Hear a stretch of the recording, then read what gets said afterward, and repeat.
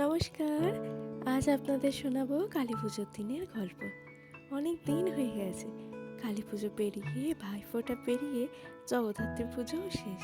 তবুও আমার এই কালী পুজোর গল্পটা আপনাদের সাথে শেয়ার করা হয়নি। এই ফুলটি আমার নিজের হাতে বসানো একটা গাছের। প্রথমে এখানে অত ফুলের গাছ ছিল না, ফলের গাছ, সবজি গাছ ছিল। ফুল তুলে আনতে হতো অন্য পাশের বাড়ির থেকে। সেটা আমার খুব একটা ভালো লাগতো না, তাই নিজে শখ করে কয়েকটা ফুল গাছ বসাই। তারপরে এই ফুলগুলো আজ ফুটছে। নিজের হাতে বসানো গাছের থেকে ফুল নিয়ে আজকে ভগবানকে পুজো দিলাম। সকাল সকাল পুজো আজা কমপ্লিট করে নিচ্ছি। যাব ননদ বাড়ি পান্ডুয়া। সেখানে কালী পুজোয় বিশাল ধুম হয়, অনেক বড় বড় প্যান্ডেল হয়, সেই সবই দেখতে যাব। আমি এদিকে স্নান করে পুজোটা সেরে নিচ্ছি, আর ওদিকে মা রান্না বান্না করে নিচ্ছে। আর সকালে জলখাবারে আমি বানিয়ে নিয়েছিলাম একটু ডিম টোস্ট। এটি খুব চটজলদিও হয়ে যায়, আবার পেটও ভালো রাখে অনেকক্ষণ, আর এটি আমার খেতে ভীষণ ভালো লাগে, তাই খেয়ে নিয়েছিলাম। কালী পুজোর দিনে আমাদের নিরামিষ পালন করা হয় না, তো সেই কারণে আজকের দিনে ডিমও খেয়ে নিয়েছিলাম। এই যে ব্যাগ ট্যাগ গুছিয়ে এখন রেডি হয়ে গেছি। আজকে গিয়ে আবার আগামীকালই সকাল সকাল ফিরে পড়বো, কারণ ওরাও আবার আসবে ভাইফোঁটার আগের দিন। সকাল থেকে প্রচণ্ড রোদ্দুর, সেই রোদ্দুর থেকে নিজেকে বাঁচাতে একদম ওড়না দিয়ে মুড়িয়ে ফেলেছি, আর চোখটিকেও ঢেকে ফেলেছি সানগ্লাস দিয়ে। অমিত গিয়ে একবার মাকে স্টেশনে দিয়ে এসছে, এরপর আমার যাওয়ার পালা। চলো যাই স্টেশনের দিকে। ইচ্ছা ছিল 10টা 40-এ ট্রেন ধরবো, কিন্তু দেখলাম যে ট্রেনটি হয়তো ভিড় থাকবে। যাই হোক, তারপরেই তো আছে একটি মেমারি লোকাল, তো সেটিতেই যাবো। তাড়াহুড়ো আর অত করিনি। দেইপুর থেকে পান্ডুয়ার দূরত্বটা খুব একটা বেশি নয়। এখন বইচি স্টেশন, বইচিতে ট্রেন দাঁড়িয়েছে, আর অনেক প্যাসেঞ্জার উঠে গেছে। আমরা একটা কি তুলি? সেবলি তুলি। মিষ্টি কি তুলবে ভালো করে বলো? সেবলি। মিষ্টি একটা সেবলি তুলবে, তাই তো? Smile smile.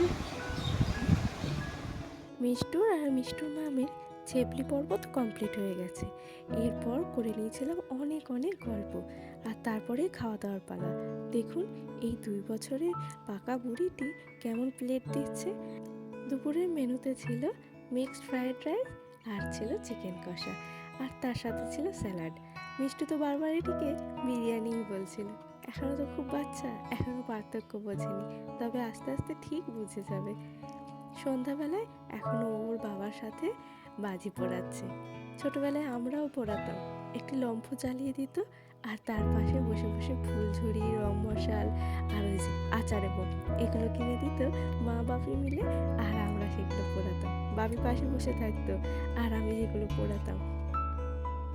কিন্তু সেই সময়ের এই রং মশাল আর তারাবাতিগুলো আরও অনেক সুন্দর আলো হতো, আর এখনকারগুলো বেশিরভাগগুলোই যেন মুচ্ছ মুচ্ছ যাচ্ছে, মানে একদমই ভালো না। এদিকে মিষ্টু তো খুব আনন্দ পেয়েছে, এত বাজি পুড়িয়ে, আর তার উপর ছোট্ট ছোট্ট আচারে বোমা আনা হয়েছিল, সেগুলোই ও এখন ফাটাচ্ছে, আর ফাটাতে পারে ওর ভারী আনন্দ হচ্ছে। এই দেখুন এখন পোড়াবে এবার তারাবাতি। আগে এই তারাবাতিগুলো আরও বড় বড় ছিল, আর বেশ ভালো লাগতো, কিন্তু এখন দেখুন এ যেন ধরতেই চায় না, সবই নিয়ে আনো। আর এত পরিমাণে ধোয়া হয় যে কাশি পর্যন্ত হয়ে যায়। কেমন বসে আছে দেখুন চুপটি করে। আর এখন বাজে সন্ধ্যা প্রায় 7টা। এখন আমরা সবাই রেডি হয়ে গেছি, প্রায় রেডি হয়েছি বলতে গেলে। এখনও মিষ্টুর মায়ের রেডি হয়নি, আমরা রেডি হয়ে গেছি। আর তারপর আর কোনো ভিডিও শ্যুট করা হয়নি, তাড়াহুড়ো ছিল সবাই বেরোনোর জন্য। এখন বেরিয়ে পড়েছি পান্ডুয়ার রাস্তায়। এখন যাচ্ছি মহানাদ, সেখান থেকে আগে ঠাকুর দেখবো, তারপর পান্ডুয়া শহরে ঠাকুরগুলো সব দেখে নেব। টোটোয় করে যাচ্ছিলাম, সাথে গিয়েছিল কাকু কাকিমা, মিষ্টুর মা বাবা, আমি আর আমার শাশুড়ি মা। প্রত্যেকে মিলে চলে গেছিলাম এই টোটোতে করে ঠাকুর দেখতে। বেশ আনন্দ হয়েছিল। আর বেশি বকবক করবো না, এবার আপনারাও একটু মন দিয়ে চোখ ধরে মায়ের মুখখানি দেখুন। তো আজকের মতো ব্লগটা এখানেই শেষ করছি। সবাই ভালো থাকবেন, সুস্থ থাকবেন, আর ব্লগটা কেমন লাগলো অবশ্যই জানাবেন। আর এই পান্ডুয়ার কালী পুজো আপনারা যদি দেখে এসে থাকেন তাহলে কেমন লাগলো জানাবেন, আর পান্ডুয়ার থেকে যদি কেউ দেখে থাকেন অবশ্যই একটা কমেন্ট করবেন। আজকের মতন আসি। আর হ্যাঁ, ব্লগটার ভয়েস ওভার শেষ হয়ে গেল বলে অফ করে দেবেন না। দেখুন ঠাকুরের প্যান্ডেল দেখতে আপনাদেরও ভালো লাগবে। আজকের মতন আসি, আবার অপেক্ষায় 1 বছরের মা আসা। সবাই ভালো থাকবেন।